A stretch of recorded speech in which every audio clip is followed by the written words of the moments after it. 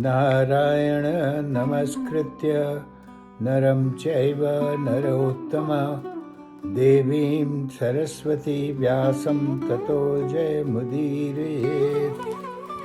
अंतर्यामी नारायण स्वरूप भगवान श्री कृष्ण, उनके नित्य सखा नर स्वरूप नरश्रेष्ठ अर्जुन, उनकी लीला प्रकट करने वाली भगवती सरस्वती और उन लीलाओं का संकलन करने वाले महर्षि वेदज्ञ व्यास को नमस्कार करके हम आज महाभारत का पाठ 9 मार्च 2026 को लाइमा ओहायो से कर रहे हैं। हम लोग 251 अध्याय का पाठ आज करने जा रहे हैं महाभारत से, वन पर्व से। तो इसका संदर्भ क्या है आज के अध्याय का? दुर्योधन को बंदी बना करके गंधर्व लोग ले जा रहे थे, कौरवों ने उनको छुड़ा दिया, तो उससे बड़ी ग्लानि में पड़े हुए हैं दुर्योधन कि बताइए हम तो हार गए, जो हमारे दुश्मन थे उन्होंने हमको हरा दिया। कर्ण ने समझाया, उनको काउंसलिंग किया कि वो तुम्हारी प्रजा है, प्रजा ने अगर तुमको बचा लिया तो इसमें कौन सी बात है ग्लानि होने की, वो तो तुम्हारे प्रजा है, दास थे तुम्हारे। तब भी नहीं माने, आमरण अनशन करने को तैयार हैं। तब इस अध्याय में शकुनी, उनके जो मामा थे गांधार नरेश, आजकल का जो अफगानिस्तान है उसके नरेश, शकुन के समझाने पर भी ये विचलित नहीं हुए। तो क्या इन लोगों ने किया, उसके बाद यही इस अध्याय में है। तो वैशंपायन जी कहते हैं, तदंतर गुस्से में भरकर आमरण अनशन करके उपवास लिए बैठे राजा दुर्योधन को सांत्वना देते हुए सुबल पुत्र शकुनी ने कहा, यहाँ मैं आमरण अनशन के बारे में कुछ कहना चाहता हूँ। ये तो गुस्से में थे और आमरण अनशन कर रहे हैं।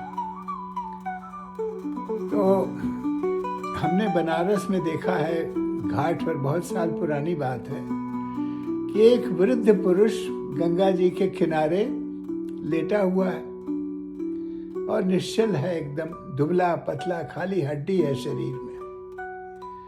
तो वो वहां पर अन्न और जल छोड़ करके प्राण त्यागने के लिए वहां गंगा जी के किनारे में लेटा था और भगवान का जप कर रहा था, ध्यान कर रहा था। तो वहां पर कुछ लोग थे जो आए, उन्होंने कहा, अरे ये तो भूखा है, इसको खाना दो। कोई खाना लेके आ गया, कोई पानी लेके आ गया। तो एक कोई और विद्वान था, उसने कहा, अरे ये प्राण छोड़ना चाहता है, मोक्ष लेना चाहता है, काहे को इसको भोजन दे रहे हो, काहे को, ये तो अपनी इच्छा से आया है। तो ये डिफरेंस है।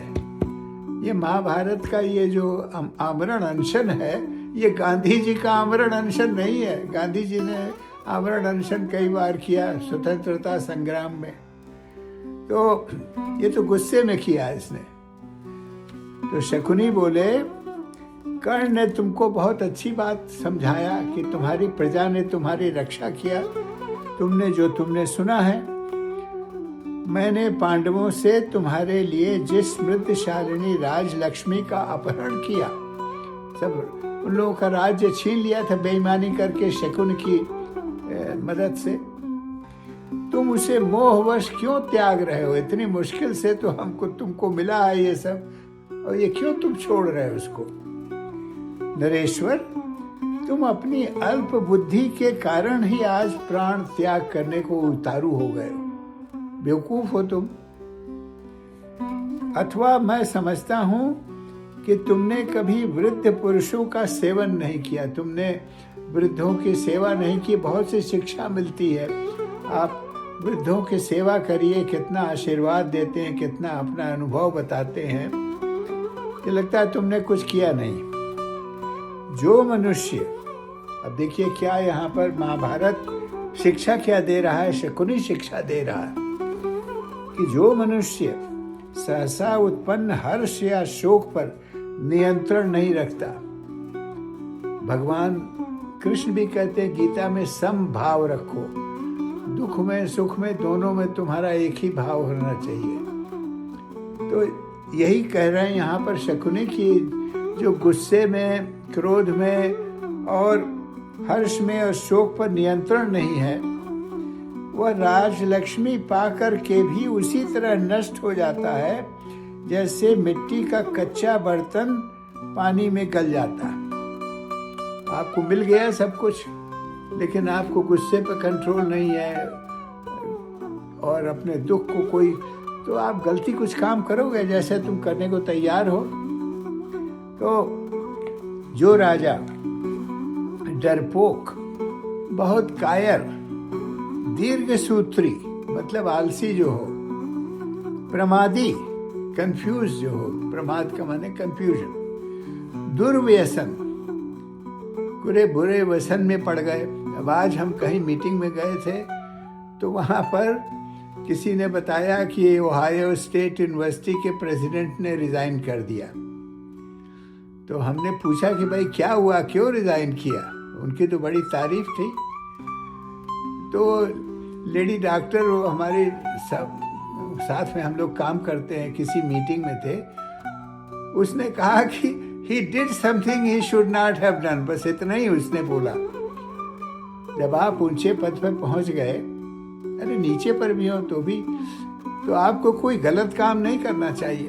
अब उसकी वजह से इतनी उनकी बदनामी हुई कि उनको he has to इस्तीफा देना पड़ा। तो वही बात यहाँ समझा रहे हैं इनको शकुनी दुर्योधन को कि दुर्व्यसन, आपके पास खराब कोई व्यसन हो, विषय में आप पड़े रहें तो प्रजा अपना स्वामी भी आपको नहीं स्वीकार करेगी। शराबी राजा को कौन आदर देगा? तो पांडवों ने तुम्हारा सत्कार किया। अब देखिए वो भी अपनी बुद्धि में के हिसाब से बता रहे हैं, क्योंकि उनकी जान बचानी है दुर्योधन की। तो कह रहे हैं तुम्हें शोक हो रहा है, इसके विपरीत यदि उन्होंने तिरस्कार किया होता तो तुम्हारी दशा कैसी है? उन्होंने तुमको बचा लिया तब तो तुम इतने दुखी हो रहे हो, और तुम्हारा अगर बेइज्जती उन्होंने किया तब तुम कैसा सोचते? सोचो, कुंती कुमारों ने जो तुम्हारे साथ अच्छा व्यवहार किया है उसे तुम शोक का आश्रय लेकर नष्ट मत करो। हे राजाओं में इंद्र, जहां तुम्हें हर्ष मनाना चाहिए, पांडवों का सत्कार करना चाहिए, उनको धन्यवाद देना चाहिए, वहां तुम शोक कर रहे हो। तुम्हारा यह व्यवहार एकदम उल्टा है। अतः मन में प्रसन्नता ले आओ, शरीर का त्याग न करो। पांडवों ने तुम्हारे साथ जो अच्छा व्यवहार किया है उसे स्मरण करो, संतुष्ट होकर उनका राज्य उन्हें लौटा दो। देखिए ये अच्छी बुद्धि शकुनी दे रहा है, जिसने उनका राज्य छीनवाने का प्रयत्न किया था। वो कह रहा है कि दुर्योधन से कि आप उनका राज्य वापस दे दो। ऐसा करके यश और धर्म के तुम भागी बनोगे। तो अब इसका हम लोग यहीं पर विराम देंगे, क्योंकि